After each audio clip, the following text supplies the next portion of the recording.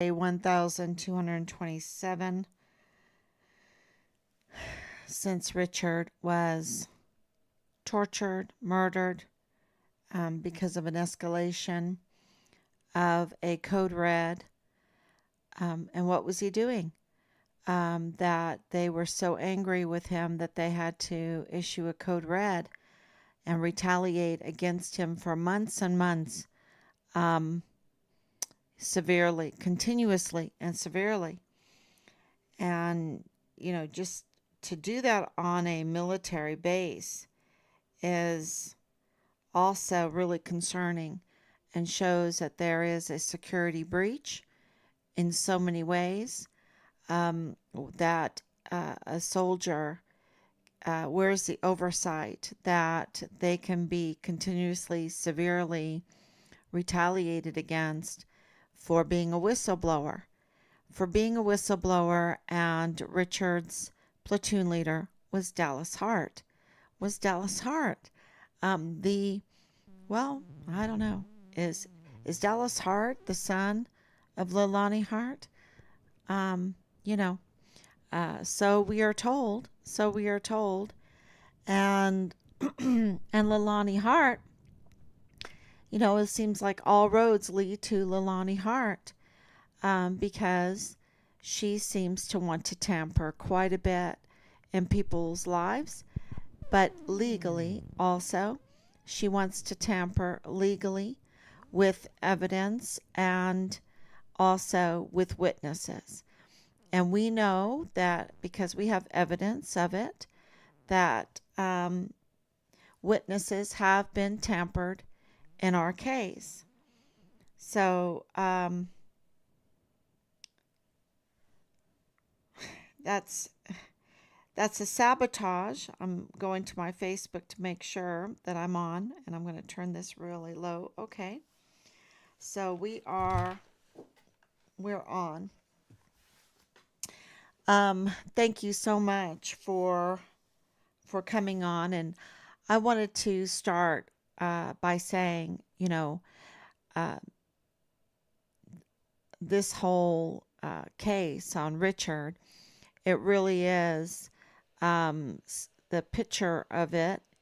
From the beginning, we said morsel by morsel, and that will lead us to Richard. It's like pieces in a puzzle.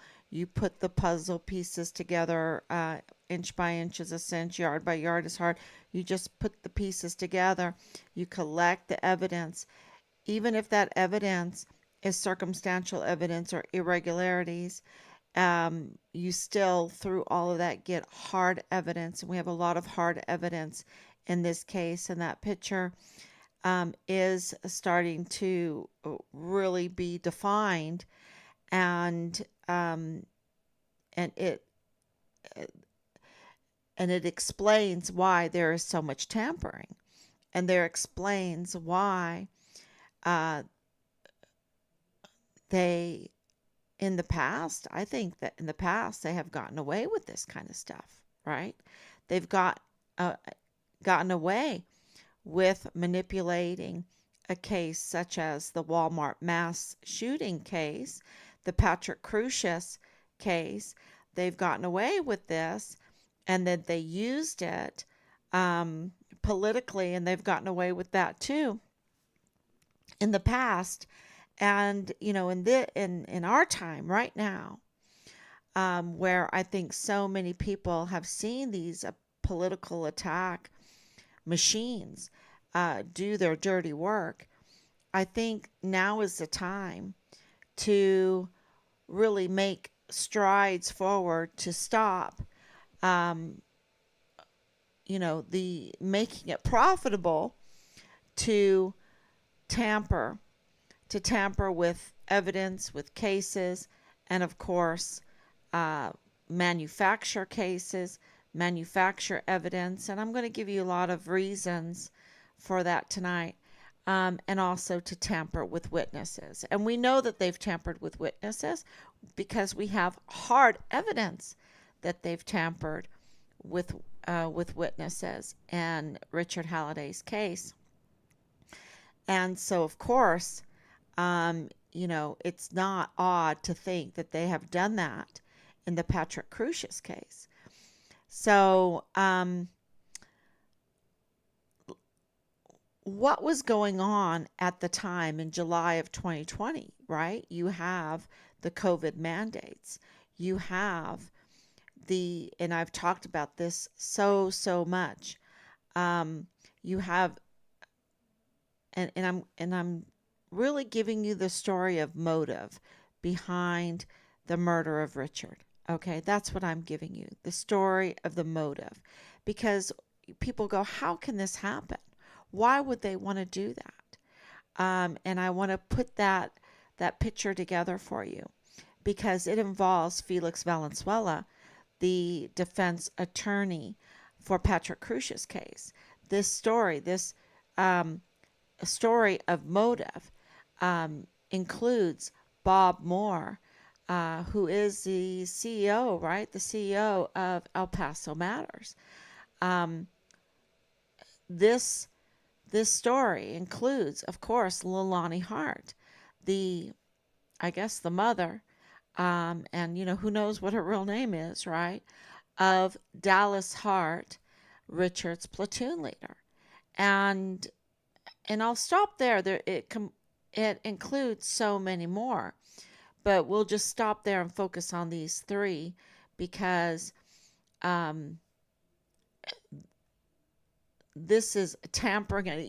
Your mind can only absorb so much evil at one time, and when you finish hearing this, you'll then maybe you'll be ready for the next step of just so much more evil because it really is a terrible, terrible thing what happened in 2020 with this. And I believe, because I do not believe in viruses, I believe in people getting sick, of course, whatever you want to call it. I know that there's still a lot of people that believe in viruses. And when COVID in 2020, I still believed that there were viruses. And it was that all that research and all of the doctors coming forward doing their research, and then civilians that did open records requests to many universities for any actual virus. Can you send me the actual virus, any little virus in a vial? And nobody could do it. And it was just shocking the more you looked into everything. But at the same time, it was very liberating, especially when you have a large family like we do and children like we do, to know that you really don't have to be afraid that you're going to give someone else something so deadly, right? Um, and now with years, and there's a whole study, and I can't in a few seconds, in a few minutes, give you the hours and hours and hours, the years of study that our family has put into trying to understand COVID. And one of those reasons is because it was absolutely interfering with our son's case. The mandates, the whole political attack, orchestration of everything surrounding COVID was hindering our son's case. And it wasn't just our son's case it was hindering. It was also hindering small businesses. And I've said this over and over again. But what you might not know is how it hindered the legal side of the United States. And in 2020, it absolutely hindered our legal system, our Department of Justice, and and it was just shocking how it did it.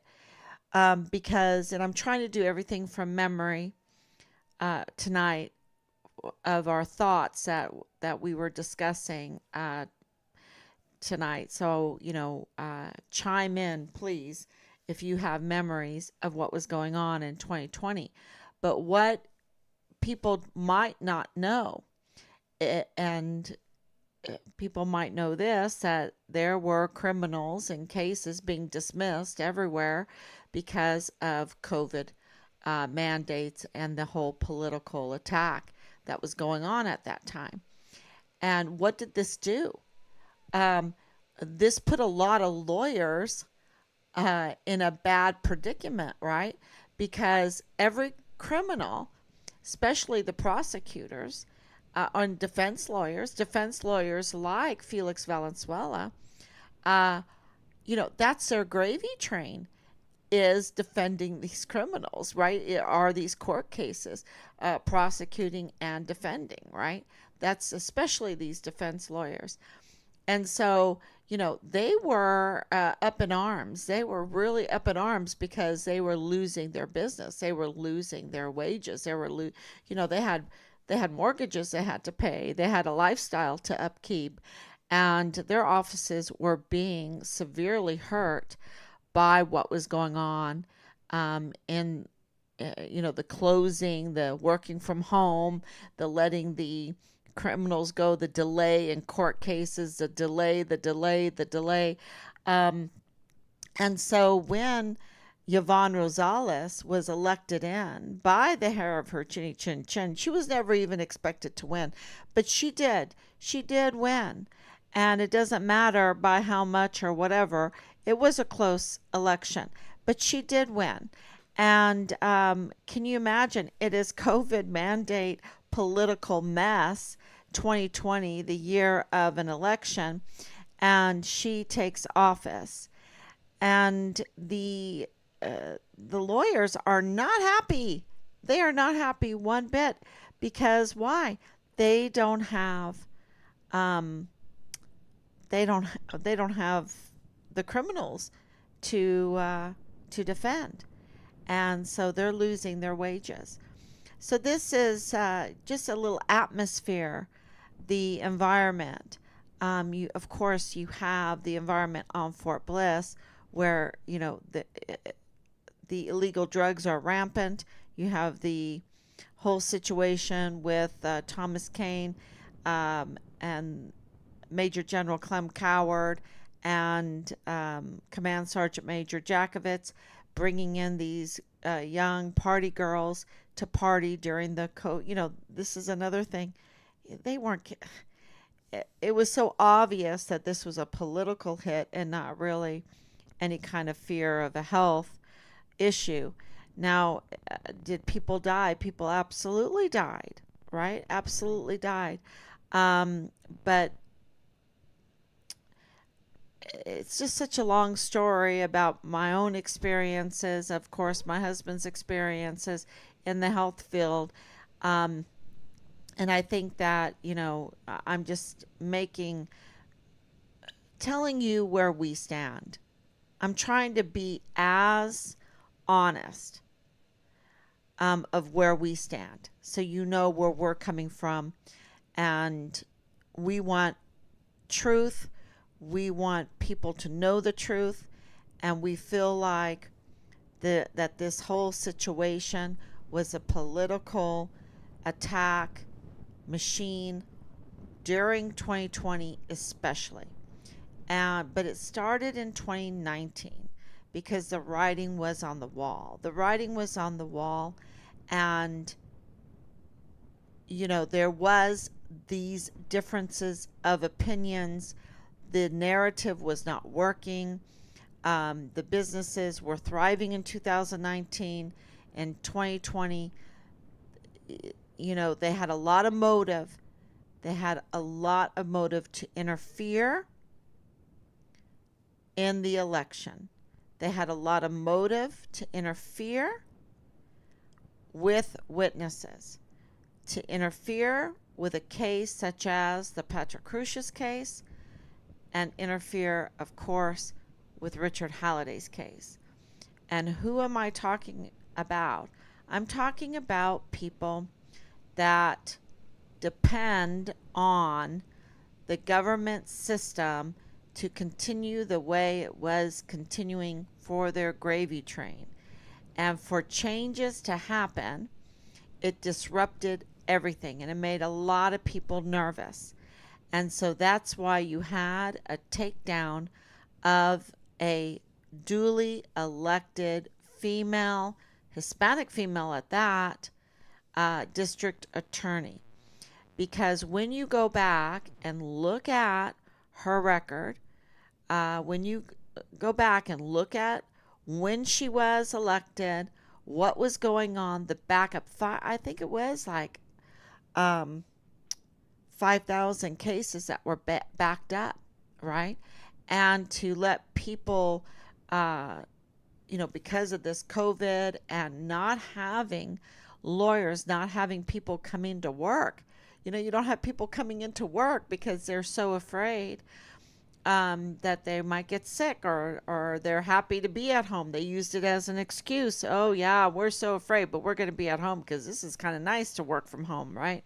We can get other things done while we're working from home. So, it was just a huge time of turmoil.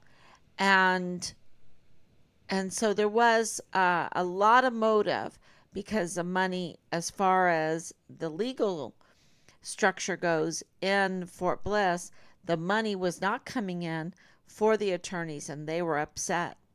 And of course, when people get upset, they want to blame somebody. And I do not feel that the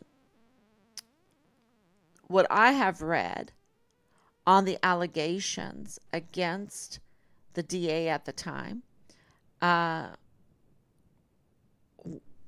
was accurately portrayed. And so, you're like, okay, so what happened then? Why did they have to take her down? Was she looking into Richard's case? Was she finding some things in the Patrick Crusius case that they did not want her to find? Because here they are upset. They're losing. You have President Trump in office. He's bringing the military back from Afghanistan and Iraq. He's trying to make peace, even in North Korea and South Korea. Make peace with North Korea, then what about all the military contracts in South Korea to protect the South Koreans from the North Koreans? I mean, are those going to dry up? And the Afghanistan gravy train is now dried up after years of trillions of dollars. Woohoo! That was a great business plan. That was so much fun to get all those contracts, right? So people were nervous. This is motive. This is businesses that they're trying to keep alive. Everybody was feeling the pinch if you had your own business. And I don't think that Bob Moore was any different from all of this. He's clearly, so you have Felix Valenzuela being a defense lawyer. And they did the Patrick Crusius Walmart case very, wow, really well done in order for Felix Valenzuela, Joe Spencer, and, whatever defense attorneys to double dip, because the Walmart case is a federal case and it's also a state case. And so, that's why it gets a little confusing, because he's already been tried federally, but not in the state of Texas. And so they're double dipping. They're making, that was a great gravy train to be on, with the Patrick Crusius case. And they still don't have a court date for the Patrick Crusius case. And we're talking about 4 years later. 4 years later, and they don't have a court date. They're still talking nervously about the evidence. But, what we're being told is because the case will shine a light on the same people that are uh, suspects in Richard's case. And this would be Leilani Hart, right? This would be those at 3905 Bliss Avenue. 3905 Bliss Avenue is huge. It is so huge because it is the dot that connects the Patrick Crucius case to Richard Halliday's case. This is where the people meet. This is a big piece of the puzzle. Um, Probably the biggest piece of the puzzle. I mean, we have another big piece of puzzle, the picture to Interpol that was tampered with. So you have so much witness tampering, so much evidence tampering, and you have 3905 Bliss Avenue, which shines a light on both cases, the people of both cases, and the public needs to know this, that the motive was uh, that people need to be scared into wanting military action and scared into wanting police action, police establishment, right? That that's their business plan, is contracting out from the government to offer the people military action, military equipment, um, and any kind of service that goes with the military, and then also to a state level, buildings, let's have a new police headquarter building, let's have a new fire department, let's have, a new and improved whatever, and to have the taxpayers to hand over all of that money um, to fulfill their dreams, their belly that never is filled, not with, all of these trillions of dollars that we have in debt. You would think that they would have their wealth invested enough that they wouldn't have to be challenged or tempted to commit major crimes in order to keep their gravy train going, right? So we believe this is from our research, from our, and we are the investigators in Richard's case. Um, we've been made the investigators, and so, and we want to know where our son is. That's our primary goal. And I want everyone to know that that's our primary goal, is to bring Richard's remains home. That's the primary goal. And then to have an accounting so that there is consequences. This case is about a murdered soldier case. Absolutely, this is a murdered soldier case. And the law enforcement agencies are really in trouble because if they say, well, let's close the case, it's he just walked away or whatever, then they have to issue a warrant, and they can't issue a warrant. You see that, just like not issuing a warrant for the search of our house, they had no probable cause. You have to have a probable cause in order to issue a warrant. And when you have Richard's remains, when you're hiding Richard's remains, when you found Richard's remains, when when you've disposed of Richard's remains, you absolutely can't issue a warrant for AWOL, right?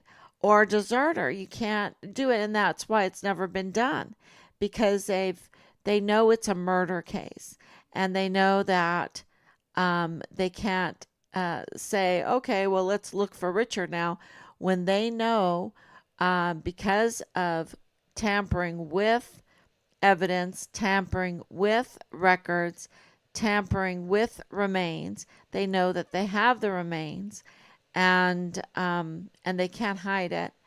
And so this would be the motive behind it was to stop Richard from exposing the very people that were orchestrating the Patrick Crusius case, the aftermath of the case, to manipulate the case, to use that case. And of course, Richard was reporting the crimes that they were doing. So, and I think we'll see a better picture of that in the future. But when you look at Bob Moore's El Paso Matters, and I don't think he ever covered Richard's case, ever, right? Why wouldn't El Paso Matters cover Richard's case, right? What did he know? And we're being told that, if we really want to know where Richard's remains are, ask Deborah Sarah West, right? Ask Deborah Sarah West. And there's a connection with Bob Moore, that there's a connection with Bob Moore of El Paso Matters. And so, I don't know if they can actually know where Richard's remains are, and I don't know what their involvement was with the disposal of Richard's remains, if any, if any. But we are the investigators, and we are being told that they know, that they absolutely know. And of course, someone knows, because Richard is a murdered soldier. Um, and if he was anything else, they would have a warrant. They would have a warrant. And it also explains why they haven't, um, issued more PAO releases for Richard, because Richard exposes what they were doing, the criminality, what the leadership was doing, and also how Fort Bliss, and this is my I don't want to say a guess, because it's really based off of evidence, but what the involvement of Fort Bliss was with the Patrick Crusius case, okay? And, you know, Dallas Hart was Richard's platoon leader. Um, and he's the main suspect in Richard's case. And you're just going to have to read between the lines on the rest, because we're not at liberty to say. But Leilani Hart is front and center in manipulating witnesses and more, right? She's absolutely front and center on it. And there's no difference than in this case. Okay? There's no difference. So the motive behind Richard being a CID intern, right? Don't forget that. Absolutely, there's no doubt in our mind that Richard was a CID intern. That's how he met all these people, and that's how he learned how to report these incidences. And it wouldn't even shock us if he had a journal of all of these incidences, because of his aspiration to be an investigator. It would not even surprise us. But we are being told that he was murdered. It was brutal.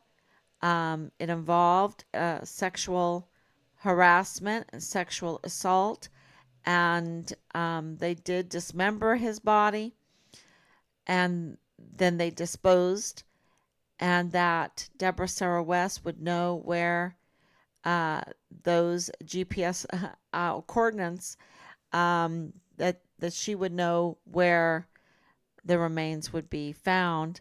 And and then this connection with Bob Moore. I don't know if Bob Moore has a plane. I don't know if Bob Moore also knows the location of Richard's remains. We do know that he never covered Richard's case. That's odd. That's very odd. And we do know that he participated in the obstruction of Richard's case, which is also very telling. And it was about tampering with a witness. And if they're going to tamper with a witness, it's not odd for us to say that then would they tamper with the remains? Would they tamper with Richard's remains? Would they tamper or falsify documents? And if the ethics is so low that they would do that, how many and what was their actions in the Patrick Crusius case, right? 23 people died in that shooting, mass shooting. And if they are going to obstruct justice in Richard's case, why would Bob Moore do that? Why would Bob Moore go to a convicted criminal, an unreliable source, which, he's a journalist. He absolutely knows the dangers of that, and put everything on the line, not cover Richard's case, be absolutely, the conversation we had with Angela Kucherga was so telling, because she really didn't care about Richard's case at all. Not at all. What she cared about was tampering with the witness. That's what she cared about. It was the witness, the whistleblower, helping? And I'm like, he's a whistleblower, right? Of course, that is a help. Anybody blowing the whistle in Richard's case is a help. Anybody telling us what happened in the arms room attack. Anybody helping us with, the witnesses that we have, with Dallas Hart being the platoon leader for Delta Battery 143 is a big help. These are witnesses that are helping. And what has happened is the retaliation against witnesses. What has happened, and we have evidence that Corinne Adeline participated in intimidation of people that wanted to help.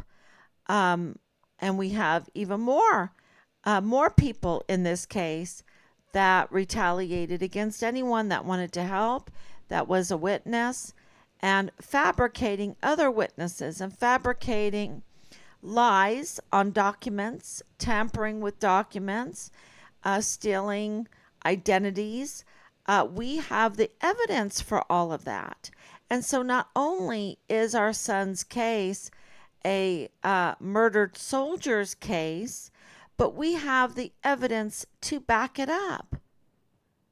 And what it exposes, and we never intended it to expose something like this, what it exposes is the Patrick Crusius case, the botched case of Patrick Crusius case, which leads to Yvonne Rosales, right? Because she was the head law enforcement, and she was absolutely looking into that case. Now, was she looking into Richard's case? I believe she was. I believe she was looking into Richard's case, because how can you look into Patrick Crusius' case and not look into Richard's case when it's the same people, 3905 Bliss Avenue? And don't forget about the Interpol picture. That is not Richard. It's an overlay, and it doesn't match Richard at all. It matches, who does it match forensically? And I'm talking about all uh, the facial measurements and everything. It matches, and this is odd, Richard's platoon leader, which is Dallas Hart. And so you have these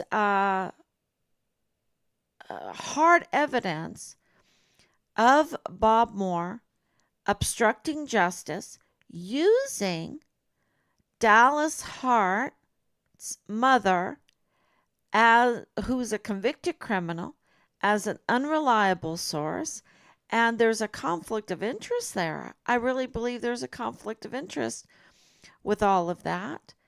And then getting advice, and this is what we uh, what we allege, seemingly, we allege it. Apparently, Leilani Hart is getting legal advice from her friend, her co-worshiper at the LDS Church, their co-Mormon friends, Felix Valenzuela, who happens to be the defense attorney, double dipping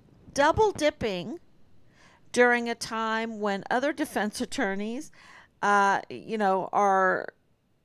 freaking out because they can't make a living, right? They can't make a living, but Felix Valenzuela is double dipping with Patrick Crucia's case. And seemingly, apparently, very, very involved with Richard Halliday's case. And advising Leilani Hart, the mother of Richard's platoon leader, Dallas Hart. That's what it looks like here. And why was this done? Because of whoever orchestrated the Patrick Crucius case. Is Patrick Crucius guilty? Absolutely, Patrick Crucius is guilty. But look at Patrick Crucius. Okay? He's if he's so guilty, okay, which he is, why are they double dipping? Why are they trying into? I mean, it could be fine legally, whatever. But we have 4 years on the Patrick Crucius case, who is absolutely guilty because he even admitted to it, and they don't even have a court date yet.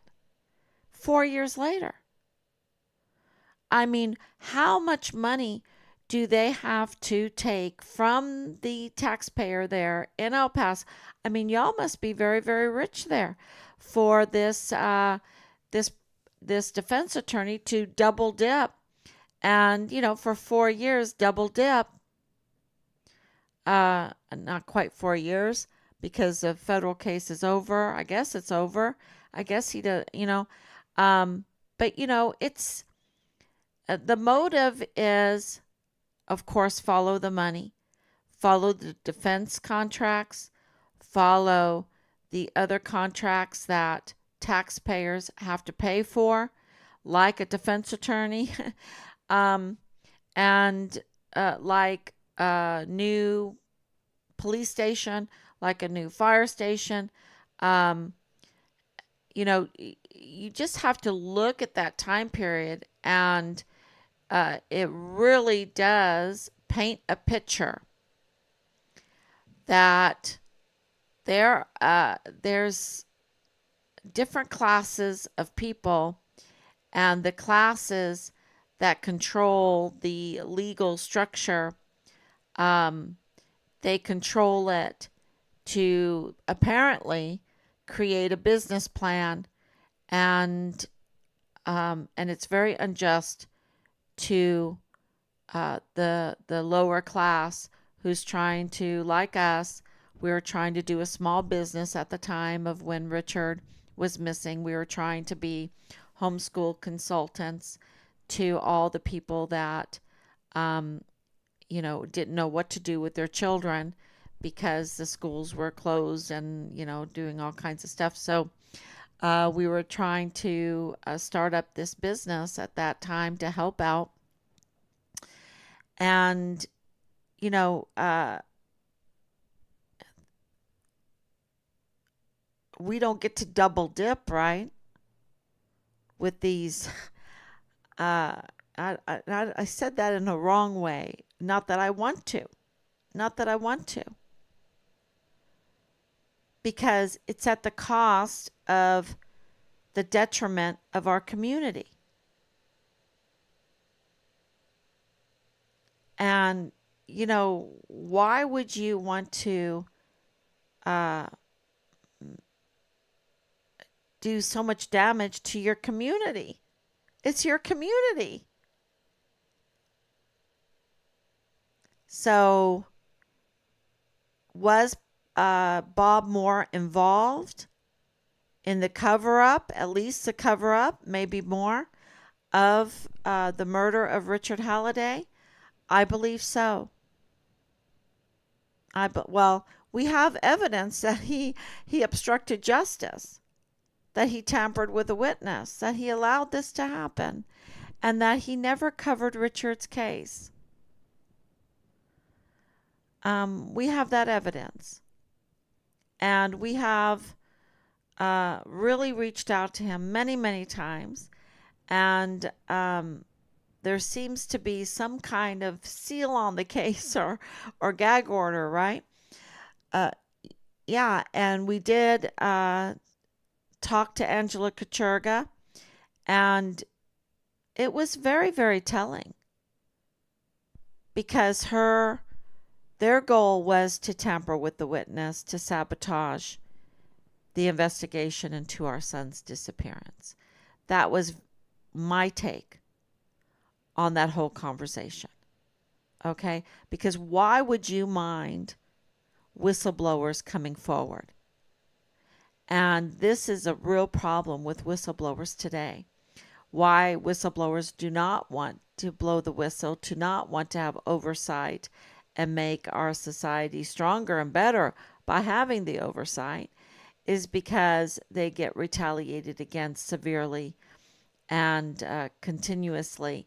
And, I'm just like, well, whatever, I'm going to be a whistleblower. It is very clear that Bob Moore participated in the obstruction of justice of our son's case with Leilani Hart, right?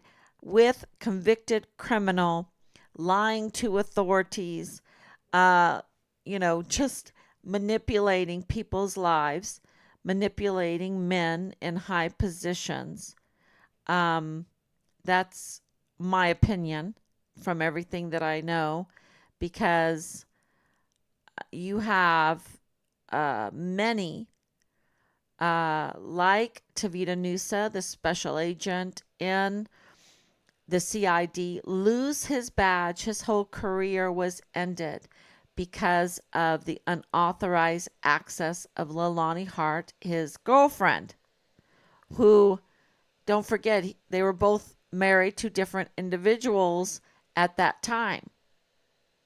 And so this unethical and tampering of people's hearts, they're tampering with people's hearts, with people's lives.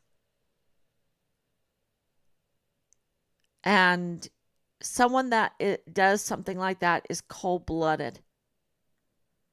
So if they're going to do something like that, which is cold-blooded, and not protect their children from incest, from sexual assault, from getting threats with weapons, from child pornography, which is in her criminal complaint notarized affidavit. You're dealing with a person that would cover up a murder. Now, that's my opinion from all of this. If they're going to tamper, if they're going to steal identities, if they're going to tamper with remains and falsify records and dispose with dismembering and get unauthorized access to files in the CID to tamper with those files, to delete videos, CCTV footage video. If they're going to go to Bob Moore and go onto his media platform and tamper with a witness to retaliate against a witness, you know, there's no end to their evil doings. No end. And to have Felix Valenzuela align himself with Leilani Hart, right? And now the open records for monies would show all of this, and we've opened up, and said, please come on, please explain your view. And, they haven't. And I believe that they haven't because this is a case of a murdered soldier, and Team Find Richard Halliday has hard evidence, irregularities, and circumstantial evidence that absolutely backs up what we are saying about the collusion between Leilani Hart, Bob Moore, and Felix Valenzuela. Because we really believe that Felix Valenzuela had a hand in, from witnesses, had a hand in this witness tampering with Bob Moore. Okay, and like I said, we've been told that Bob Moore with Dr. Rascon Ortiz and Deborah Sarah West, Leilani, and Ann Ogle, and I should talk about Ann Ogle too, know where the exact spot is, or know where we can find Richard's remains, right? So Bob Moore, it seems to be, apparently has a huge role here, and absolutely has committed a crime and violated his 501c3 by tampering and inserting himself into our son's case, right? Our son's case, while he is inserting himself into the Patrick Crucius case.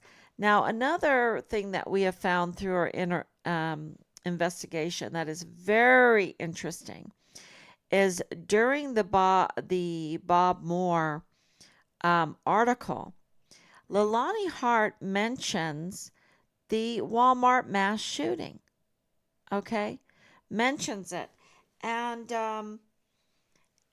she mentions somebody by the name of Rosa Maria Valdez. Rosa Maria Garcia Valdez. Okay? And she was absolutely part of her long time ex-husband was one of the victims in the Walmart shooting. Okay, they had been divorced for decades. And so she was a victim, a spouse of a victim. I shouldn't say spouse. She's not a spouse.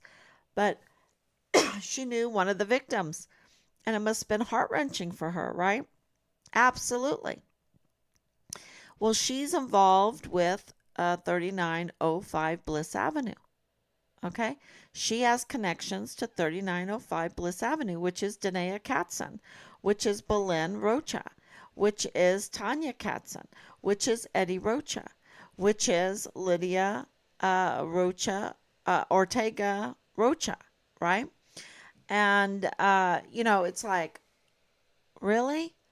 Um, why, oh, oh, why is, uh, why is that happening? Right? Because the same people are involved in both cases. It's, and Leilani Hart mentions it. She mentions it in that article, in that retaliation, that obstruction of justice retaliation against a key witness, a whistleblower in our son's case. Not Richard Halliday, the whistleblower, but another whistleblower.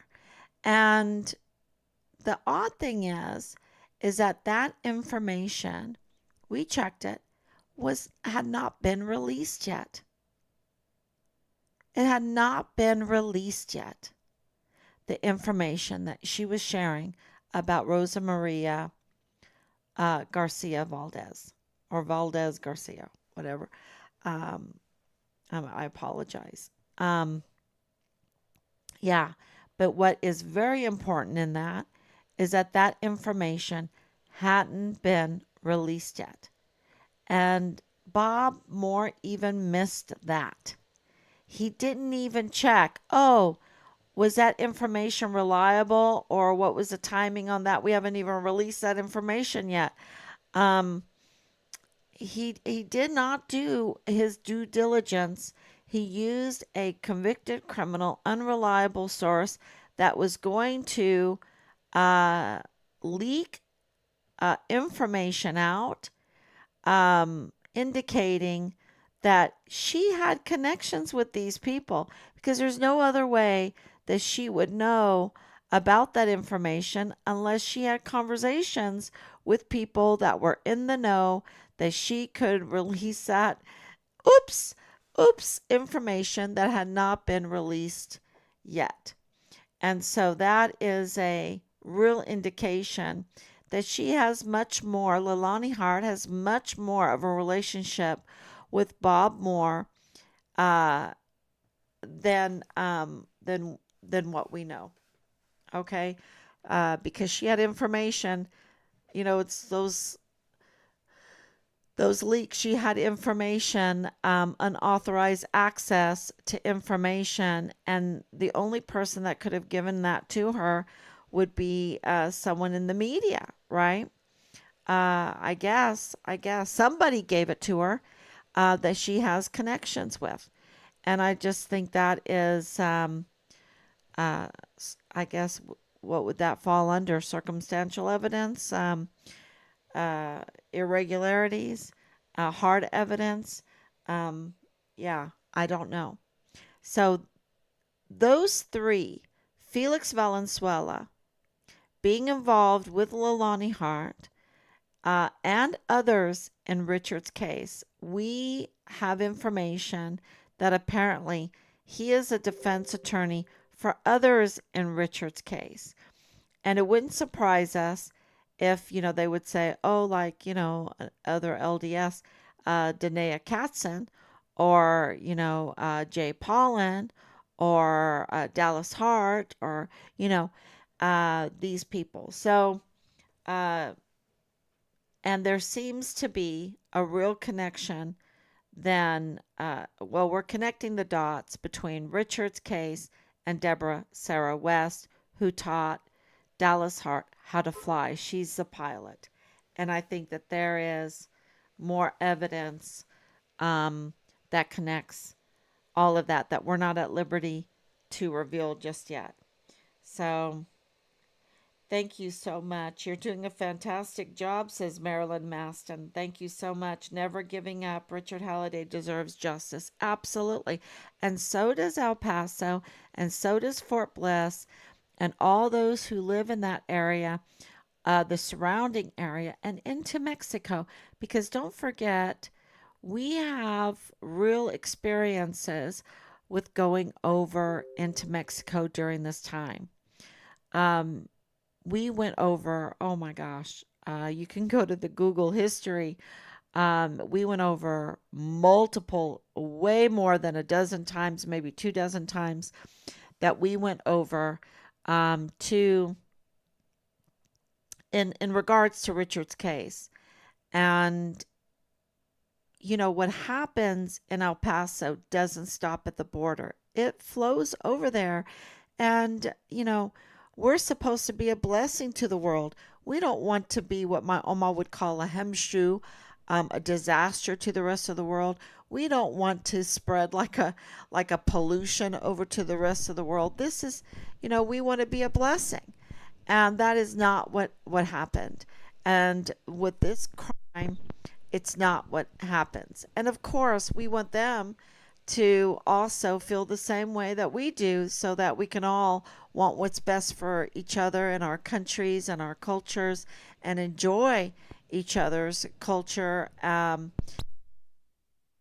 differences, to enjoy our differences, to celebrate them, instead of, uh, you know, causing war and criminal syndicates and taking advantage of the taxpayers through all of these war contracts and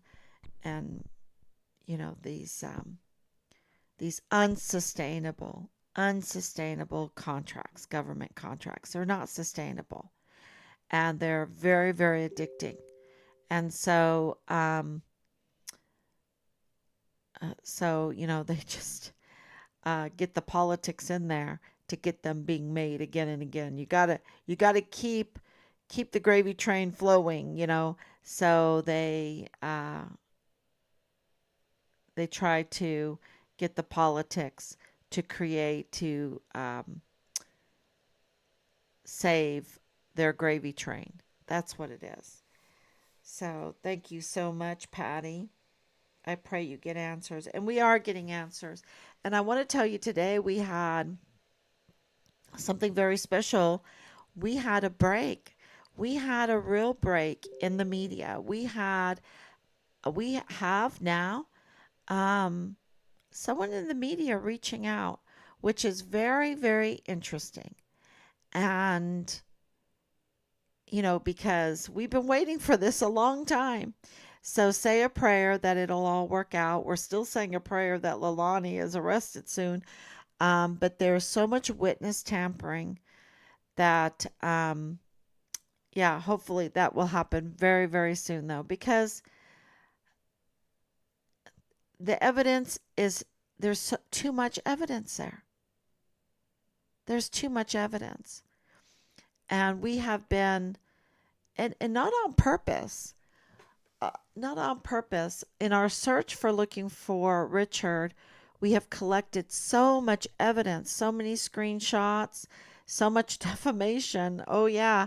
I had a person today say, boy, you have a lot of defamation um, cases that you can file against several people. And we're like, yep, oh yeah. Uh, but our goal was never to file a defamation claim. That wasn't our goal. Our goal was to find our son, and our goal now is to get his remains, to find his remains. And so we are trying to compel.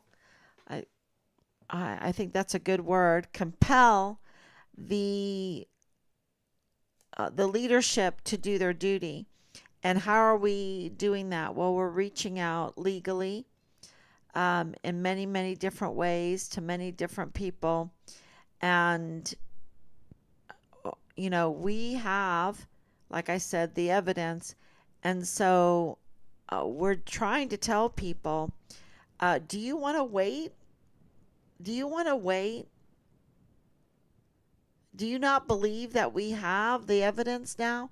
Are you going to support the likes of Veronica Escobar? Are you going to support the likes of Bob Moore? Are you going to support the likes of Leilani Hart? Are you going to support the likes of Felix Valenzuela? Are you going to support the likes of Deborah Sarah West?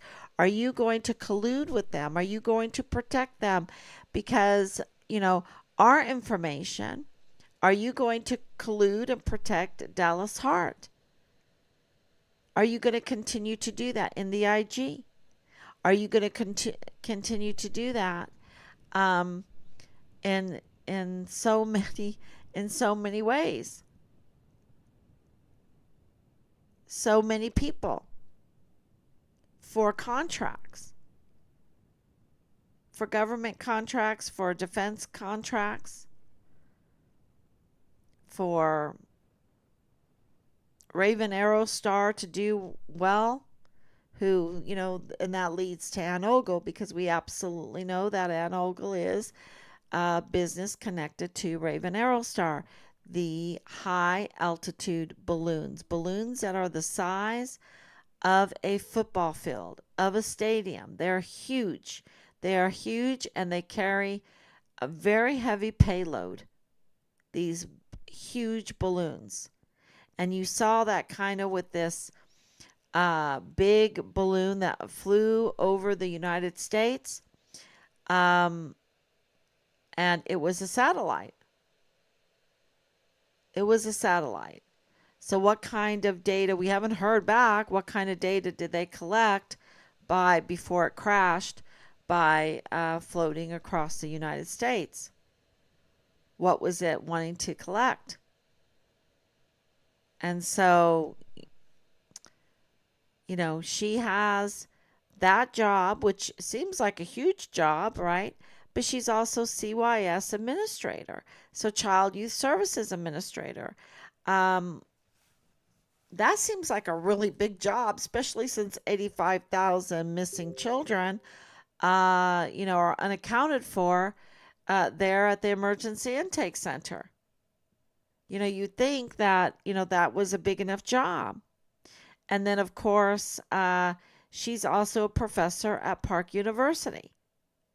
And I believe she has a connection to New Mexico State University.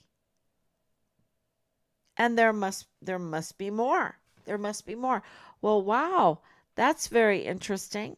How can someone even do that? That's like superwoman. I think Ann Ogle is superwoman, and yet she's very connected to up to no good in Richard's case. Very much connected. And if she's going to be, it's like, okay, I can have this all, but I won't be good at any of it. Um, you know, uh, and the protecting of children is very, very serious if she has failed the protection of children. So that's the news that we make sure that that I've said everything. Thank you so much, everyone. It's starting to pour in the information, and it's putting all of this together where the motive is to keep the contracts coming. That's what we believe the motives are. We could be wrong, but that's what we believe after all of this time, 3+ years. And yeah, one thing about Ann Ogle too is we have it confirmed that she was studying, looking into mass shootings. That she, of course, she's psychology, and she was looking into mass shootings. And, there's all this other little evidence that we're not at liberty to say yet about her involvement with the Patrick Crucius Walmart case. And then, of course, she's with the CID internship, with Richard being involved at Park University with the CID internship. She's absolutely in that circle of known people to Richard and that know Richard. And so that is, so we have the evidence, it's there. Um, and we have the motive. We have the motive to destroy a whistleblower that is highlighting and exposing a criminal syndicate, a criminal enterprise um, be it the child trafficking, be it the um, the narcotics trafficking, be it the weapons smuggling. Lots of weapons smuggling that was going on, and also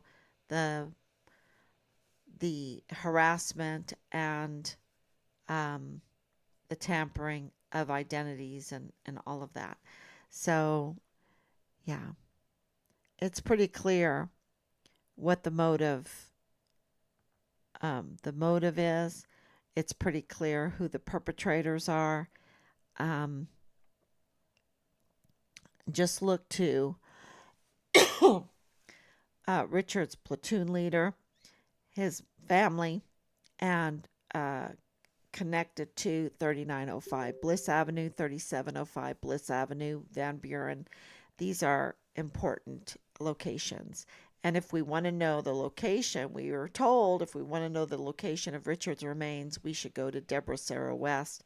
We should go to Bob Moore. We should go to Felix Valenzuela. We should go to Leilani Hart.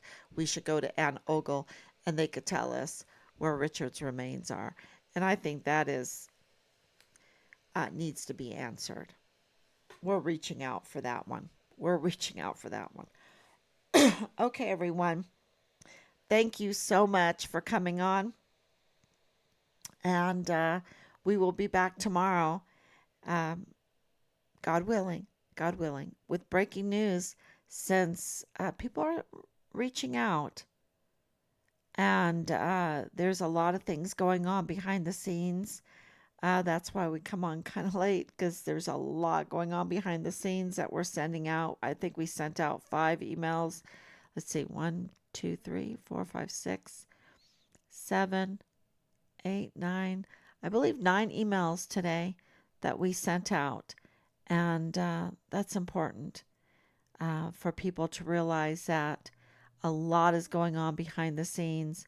I'm just, um, I'm just a social media um, security, really. It's our security because to be transparent is to let everyone know what's going on, and that gives us some security. So thank you for your prayers, and I will be back tomorrow.